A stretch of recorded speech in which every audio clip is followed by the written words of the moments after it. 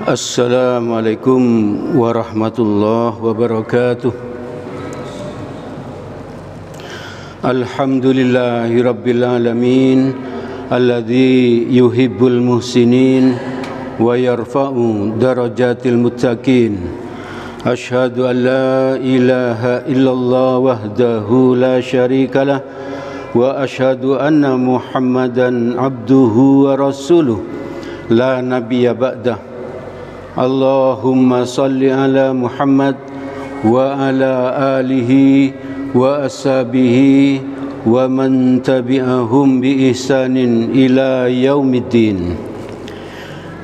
Jamaah salat maghrib Masjid Nurul Huda yang dirahmati oleh Allah, mari kita senantiasa terus bersyukur kepada Allah karena Allah terus menolong kita agar kita ini bisa istiqomah hadir ke masjid ini, antara lain untuk sholat berjamaah, untuk mendengarkan kajian-kajian.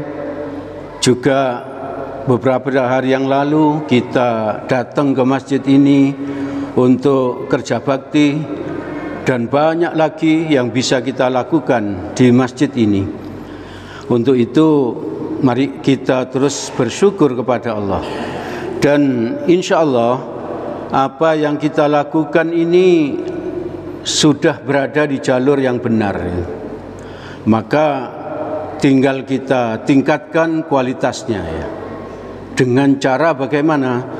Dengan cara terus ngaji ya, menuntut ilmu, agar apa-apa yang kita kerjakan ini kita tahu dasarnya, dan juga kita tingkatkan keikhlasannya ya, sebab amal kita itu bisa tertolak manakala apa yang kita lakukan itu tidak sesuai dengan apa yang dilakukan oleh Rasulullah, dan juga kita tidak ikhlas ya. Jadi ada dua syarat itu yang menyebabkan amal ibadah kita bisa diterima oleh Allah. Dan kita terus meningkatkan kewaspadaan kita tentang hati kita itu, bahwa kita harus ikhlas. Karena apa? Karena iblis itu selalu mengintai kita ya. Iblis itu tidak suka kalau amal ibadah kita itu diterima oleh Allah. Iblis itu tidak suka kalau kita itu terus istiqomah taat kepada Allah.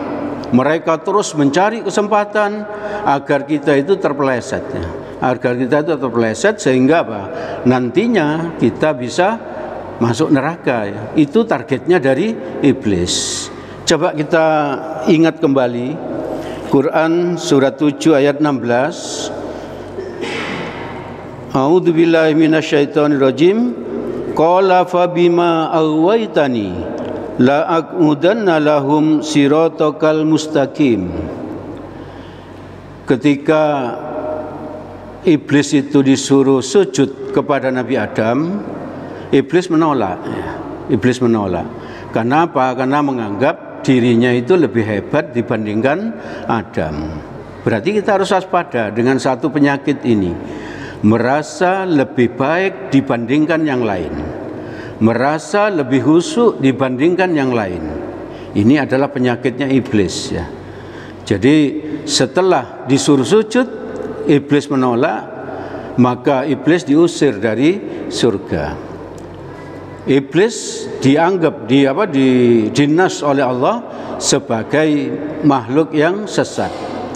Maka sebelum iblis keluar dari surga itu, maka terjadi dialog antara Allah dengan iblis. Salah satu jawaban iblis ini setelah diusir, iblis menjawab, karena engkau telah menghukum saya tersesat.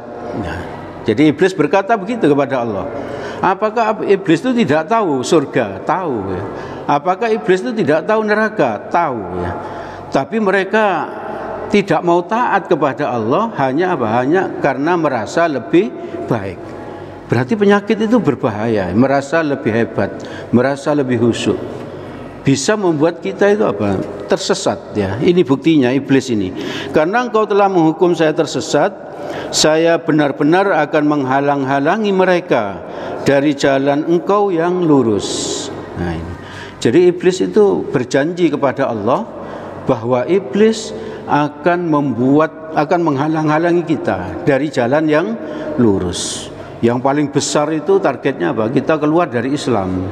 Itu targetnya iblis. Tapi biasanya kalau orang-orang seperti kita, insya Allah tidak akan mampu digoda iblis seperti itu ya.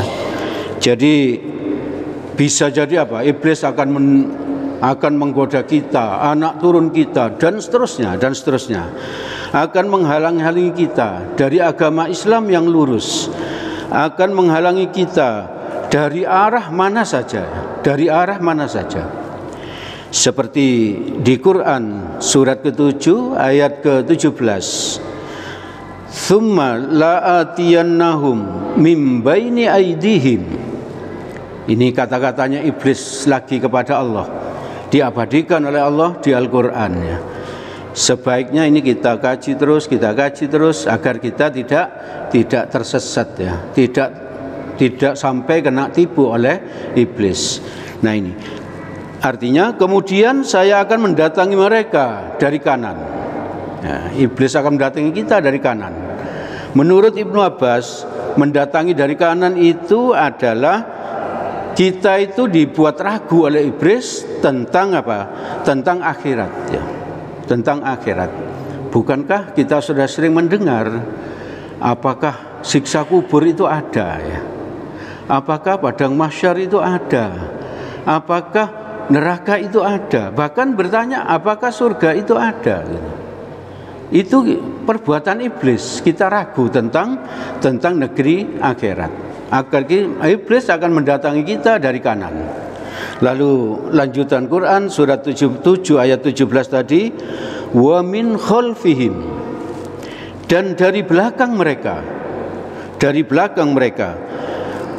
Maka menurut Ibnu Abbas, dari belakang itu adalah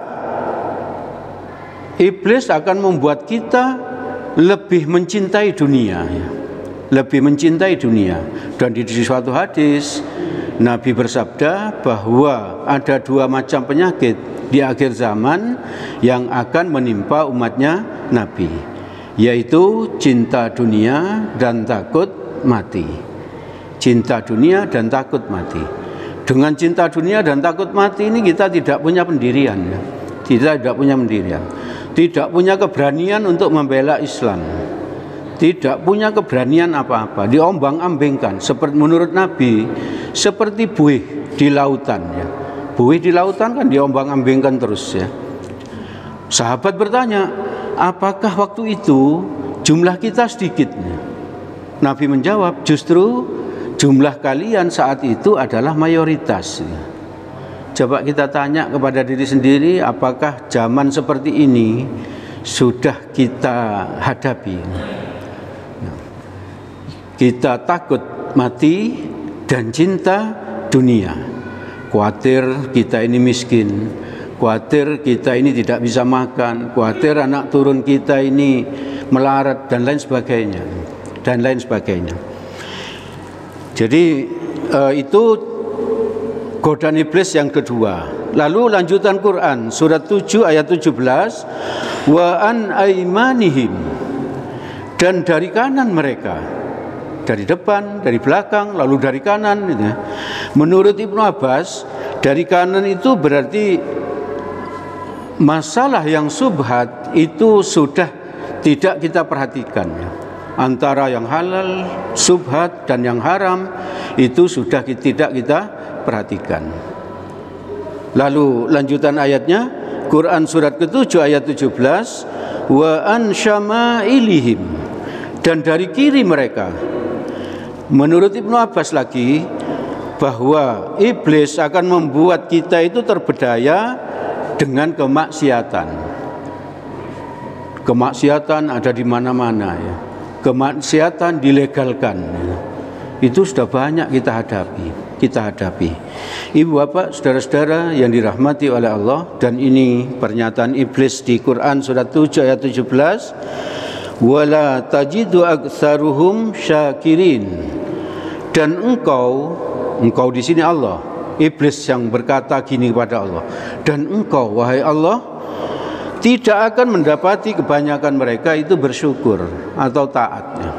Ini janjinya iblis ya, bahwa iblis akan membuat manusia ini sedikit sekali yang taat kepada Allah. Hal ini tidak boleh kita remehkan. Kita harus terus waspada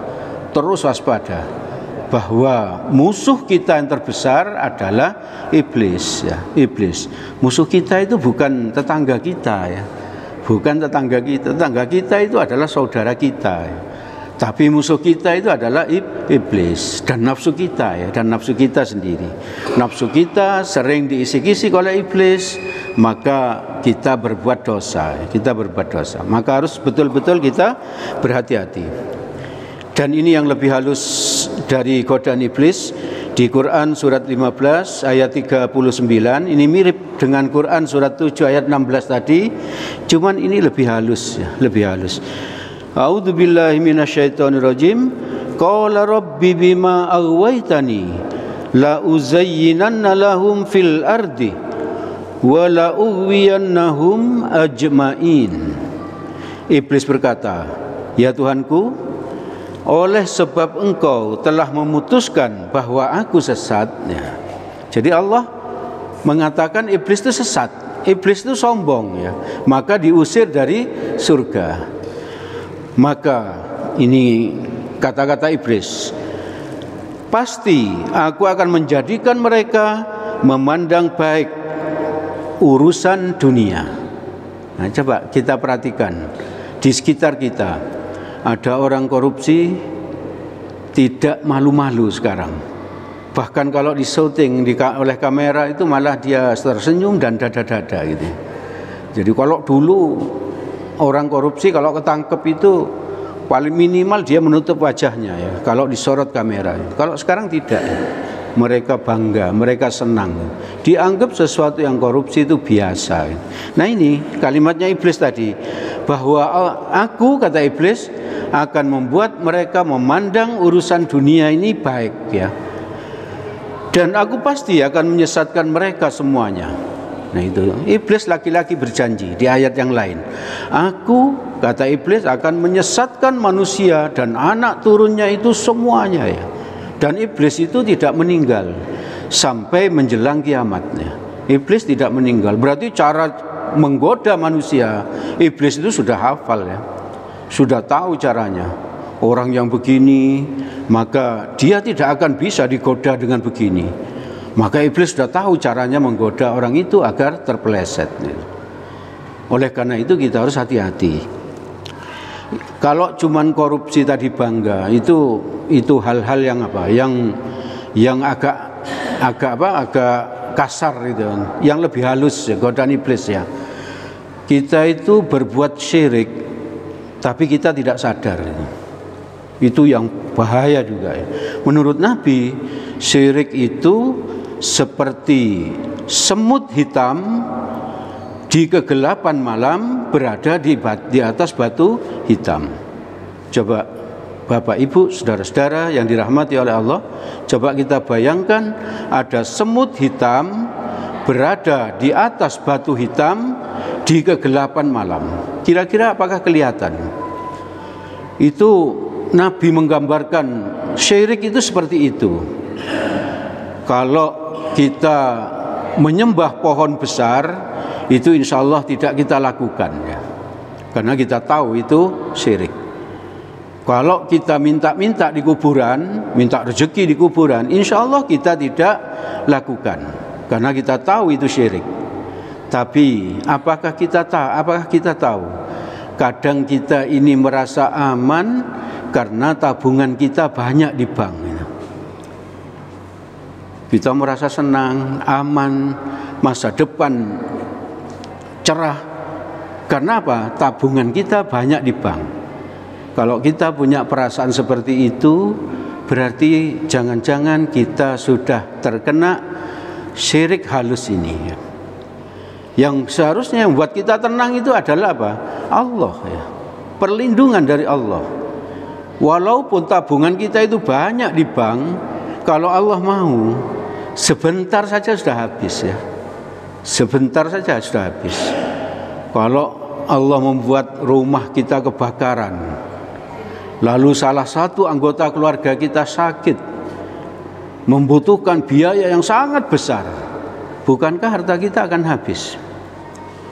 Jadi hati-hati kalau kita merasa aman karena tabungan yang banyak di bank. Demikian juga kalau kita merasa tidak aman kalau kita tidak punya harta.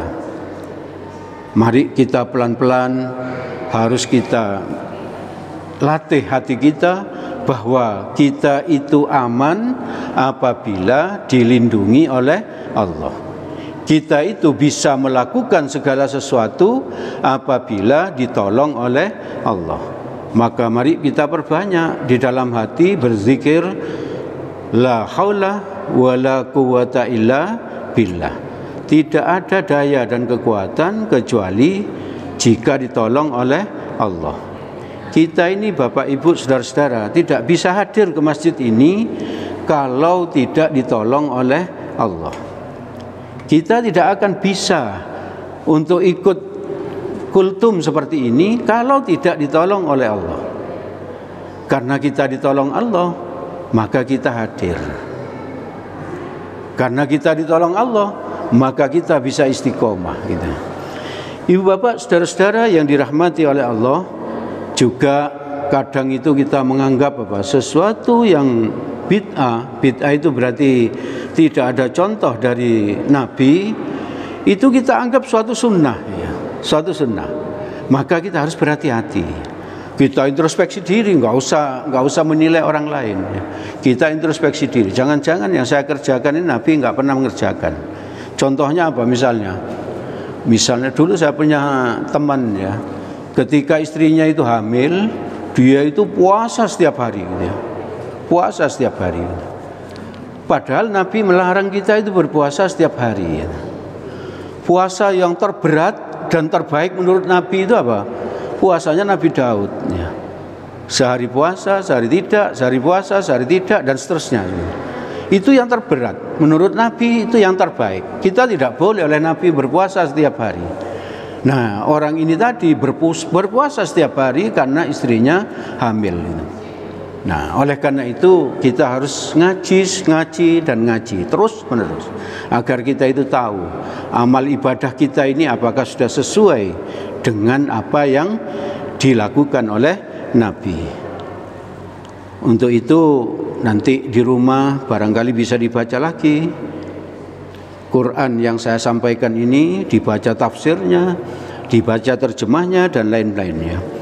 Maka bagaimana caranya agar kita itu selamat dari godaan iblis?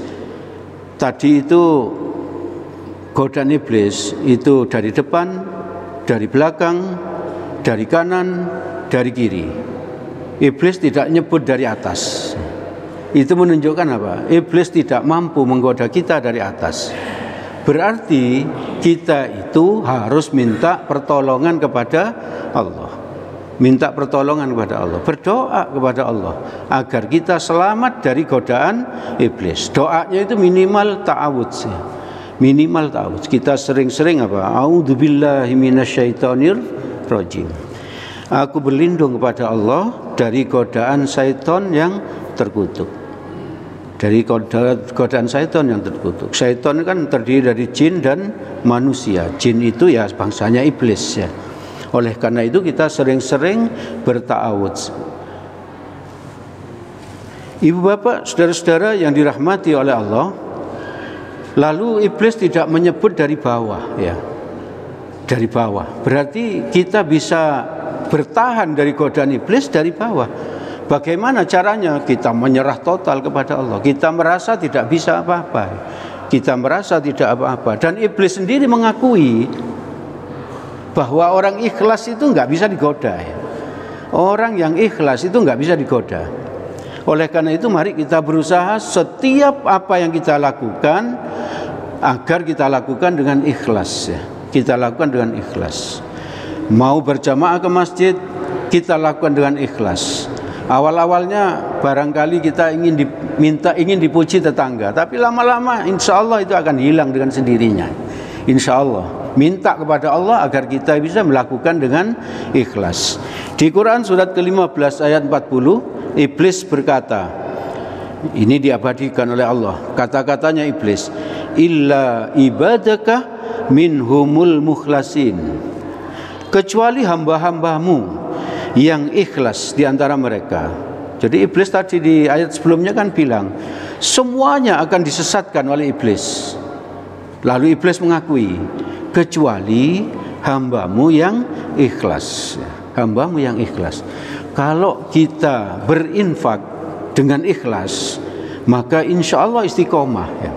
Insya Allah istiqomah. Tapi kalau ingin dipuji, lalu kita tidak mendapatkan pujian, maka itu sebentar ya. Itu sebentar.